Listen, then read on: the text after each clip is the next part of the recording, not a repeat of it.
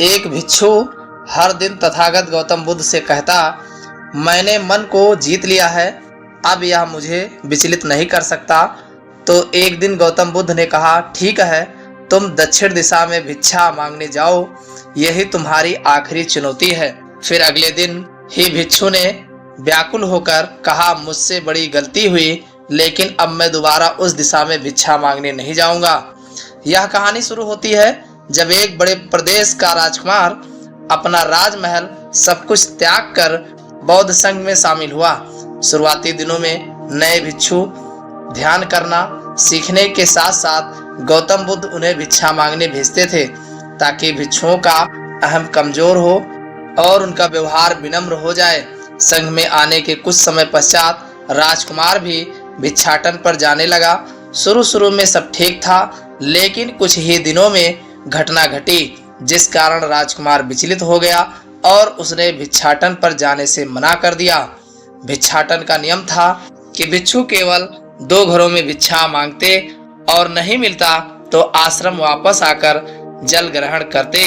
एक बार राजकुमार भिक्षु नगर में भिक्षा मांगने निकला और उसे भिक्षा नहीं मिली। शुरू में राजकुमार भिक्षु को निराशा हुई, लेकिन कुछ ही पलों में उनका मन शांत हो गया, जैसे कुछ हुआ ही ना हो। बिना प्रयास के आज भिक्षु बड़ा प्रसन्न था। उसने लौटकर गौतम बुद्ध से कहा, आज मुझे भिक्षा प्राप्त नहीं हुई, लेकिन मेरा मन शांत है और कोई भी विचार मेरे मन में नहीं आया। गौतम बुद्ध भिक्षु की सारी भावनाएं समझ रहे थे। तथागत ने कहा, अच्छी बात है, अब तुम कल महल की तरफ भिक्षा मांगने जाना। भिक्षु ने आज्ञा का पालन किया और अगले दिन भिक्षा मांगने निकल गया। कुछ देर बाद जब भिक्षु महल के आगे से गुजरा तो उसे अपना महल याद आ गया कि कैसे वह ऐसो आराम का जीवन जीता था। भिक्षु ने सोचा, महल में खाने को स्वादिष्ट पकवान मिलते और सेवा करने को कई नौकर होते और सभी प्रकार के सुख मिलते। ऐसा सोचते सोचते भिक्षु के मन में इच्छा हुई कि आज बढ़िया भोजन मिल जाए। तभी भिक्षु सचेत हो गया कि यह सब अतीत की स्मृतियां हैं और मैं केवल इन्हें देख रहा हूँ।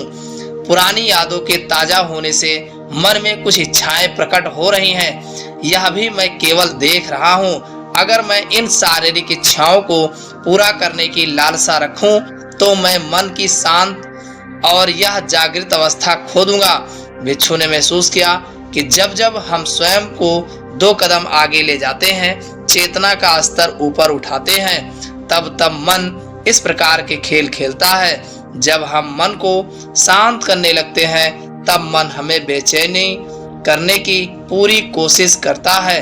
भिक्षु यह सोचकर बहुत खुश हुआ, क्योंकि आज उसने आत्मचिंतन से मन के बारे में गहरी समझ और सूक्ष्म दृष्टि प्राप्त कर ली।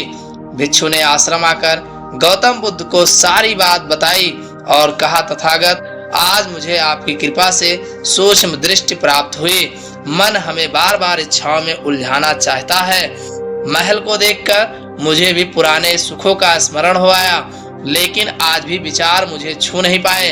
गौतम बुद्ध ने कहा, अच्छी बात है, कल नगर की दक्षिण दिशा में जाना, वहाँ एक हवेली है, वहाँ मन और विचारों पर उपदेश देकर आना। भिक्षु बहुत खुश हुआ। आज वो जल्दी जल्दी चल रहा था, क्योंकि वो उपदेश देने जा रहा था। पर दोस्तों, इस बार की यात्रा भिक्षु पर भारी पड़ने वाली थी। कुछ ही देर में भिक्षु हवेली पहुंचा और भिक्षा के लिए आवाज लगाई। आवाज सुनकर एक सुंदर युवती बाहर आई। भिक्षु ने सोचा कि इस युवती की सुंदरता को देखकर मेरे मन में कोई विचार नहीं आना चाहिए, क्योंकि मेरा यहाँ आने का प्रयोजन तो इसको उपदेश देना है।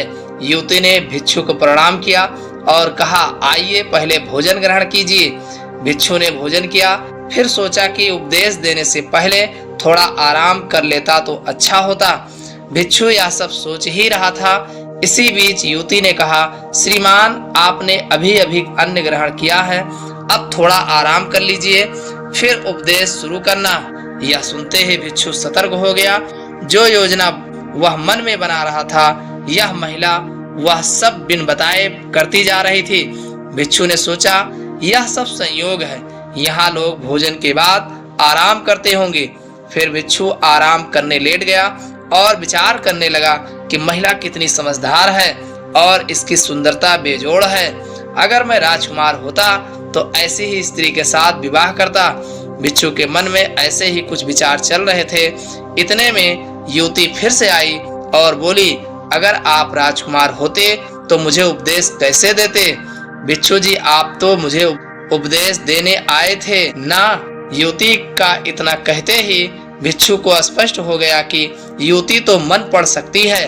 भिक्षु घबरा गया और हाथ जोड़कर पूछा, क्या आप मेरा मन पढ़ सकती हैं? युवती ने कहा, क्षमा कीजिए, ध्यान करते करते मेरा मन शांत हो गया है, इसलिए बड़ी आसानी से मुझे दूसरों के विचार अपने आप महसूस हो जाते हैं, उनकी भावनाएं समझ आ जाती हैं। जब भिक्षु ने सुना तो उसके पैरों तले जमीन सरक गई। फिर बिना कुछ बोले भिक्षु तत्काल आश्रम की ओर चल पड़ा। रास्ते में चलते हुए भिक्षु का दिमाग फटा जा रहा था, उसकी बेचैनी बढ़ गई थी। भिक्षु खुद को कोसने लगा कि मेरे मन में युवती के लिए ऐसे विचार क्यों आ रहे थे। उसने मेरे बारे में क्या सोचा होगा? अगर यह बात लोगों को पता चलेगी तो लोग भिक्षुओं और संघ के बारे में क्या सोचेंगे? आज भिक्षु बहुत लज्जत महसूस कर रहा था और वह थोड़ी ही देर में आश्रम पहुंच गया। जब भिक्षु गौतम बुद्ध के सामने पहुंचा तो तथागत ने देखा कि उसके चेहरे की रौनक जा चुकी है। दोनों कंधे झुके हुए थे। भिक्षु ने बुद्ध से कहा, अब मैं कभी भिक्षा के लिए नहीं जाऊंगा। तथागत ने कहा, पहले आराम से बैठो, फिर मुझे बताओ कि तुम्हारी चाल में इतनी थकान क्यों है? आज तुम्हारे चेहरे पर तेज की जगह गलाने की भावनाएं क्यों हैं? भिक्षु ने सारी बात बताई और कहा, मैं सब कुछ जानते हुए भी महिला की सुंदरता के बारे में और अन्य चीजों के बारे में सोच रहा था। मैं मन से पूरी तरह हार गया। अब मैं कभी उस दिशा में नहीं जा पाऊंगा। मैंने बौद्ध संघ का भारी अपमान किया है। गौतम बुद्ध ने कहा, सबसे पहली बात, परेशानी को बढ़ा चढ़ाकर मत सोचो। अगर कुछ बुरा हो जाए तो एकदम से यह मत सोचो कि सब खत्म हो गया। बिना सोचे निष्कर्ष पर मत जाओ। दूसरी बात, ध्यान दो कि कहीं तुम नकारात्मक विचारों के साथ अतिशयोक्त करने वाले शब्दों का प्रयोग तो नहीं कर रहे, जैसे मैं हमेशा हारता हूँ, जीवन में कुछ नहीं बचा, मैं मन से पूरी तरह हार गया, मेरे साथ कोई नहीं है। क्योंकि ऐसा करने से मन अतिभाविक और विचलित हो जाता है और नकारात्मक विचारों के चक्र में फंसा रहता है। तथागत के शब्दों से राजकुमार भिक्षु के मन में सांत्वना मिली। भिक्षु ने पूछा, अगर मैंने अपने मन को जीत लिया था तो फिर मन ने मुझे परेशान क्यों किया? गौतम बुद्ध ने कहा, सबसे पहले यह समझो कि विचार पैदा कैसे होते हैं। पहले बाहर कुछ हुआ, फिर उस घटना के प्रति अंतर्मन ने प्रतिक्रिया की। इस कारण शरीर में भावना या सनसनी पैदा हुई। फिर इस सनसन या फीलिंग के कारण तुम्हारे सचेत मन ने यानी कॉन्शियस माइंड ने प्रतिक्रिया की। इस आखिरी स्टेप को हम विचार कहते हैं। भिक्षु ने पूछा, हमको परेशान करने की विचारों में इतनी शक्ति आती कहां से है? गौतम बुद्ध कहते हैं कि हम खुद विचारों को यह शक्ति प्रदान करते हैं। जब आप जजमेंट और सही गलत के टैग लगाकर विचारों को देखते हो तो उनके प्रति रिएक्ट करने लगते हो। एक विचार के साथ अन्य विचार भी सोचने लगते हो। जब तक आप खुद को जज करोगे तब तक मन आपको नीचा दिखाकर हावी होता रहेगा। भिक्षु ने पूछा, फिर मन शांत कैसे होगा? गौतम बुद्ध ने कहा, अगर विचार है तो शरीर में भावना भी महसूस हो रही है, क्योंकि हर विचार भावना के साथ प्रकट होती है। अगर आप अश्लील विचार महसूस कर रहे हो तो इसका मतलब है कि शरीर में एक भावना यानी सेंसेस भी महसूस हो रहे हैं और फिर आप उसके बारे में सोच रहे हो या रिएक्ट कर रहे हो, और इसी बात में मन को शांत करने का तरीका छपा है। हर विचार को देखना कठिन है क्योंकि विचारों का वेग तेज है, लेकिन शरीर में महसूस हो रही भावना यानी सेशंस को देखना आसान है क्योंकि यह देर तक बनी रहती है। अगर इन्हें बिना जजमेंट के सही गलत का मतलब लगाएं, सिर्फ देखा जाए तो यह गायब भी हो जाती है।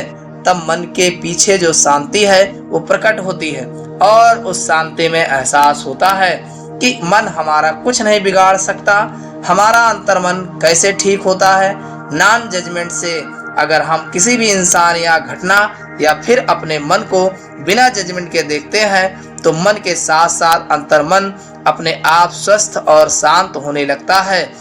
अगर तुमने मात्र यह देखा होता कि इस औरत के प्रति विचार केवल मेरे अंतर्मन के रिएक्शन के कारण है और यह मैं केवल देख रहा हूँ, मन में बहुत कुछ चल रहा है लेकिन मैं सांस के प्रति सचेत हूँ, मैं शरीर में होने वाली प्रतिक्रिया को देख रहा हूँ, तब भी तुम सचेत होकर दृष्टाभाव में लौट आते। मन के पीछे जो शांति है वह हमारी सबसे बड़ी ताकत है। हम बड़ी आसानी से विचारों को शांत कर सकते हैं और एक दिन यह जान सकते हैं कि किसी भी प्रकार का विचार, चिंता असल में इस शांति को पार नहीं कर सकता। हम हमेशा विचारों से अछूते हैं। गौतम बुद्ध कहते हैं, तुम याद रखो, विचार तुमसे हैं, तुम विचारों से नहीं। तुम हमेशा ही अपने विचारों से शक्तिशाली हो, अपने डरों और चिंताओं से शक्तिशाली हो। अब तुम अगले 7 दिन युवती के घर भिक्षा मांगने जाओगे और ध्यान रखना, अपने विचारों को जज मत करना। अच्छे बुरे विचार केवल तुम्हारा द्वार खटखटाते हैं। तुम केवल इतना याद रखना कि तुम वह शांति हो जिसमें सब प्रकट हो रहा है। अगले दिन भिक्षु पूरे मार्ग जागृत होकर चला।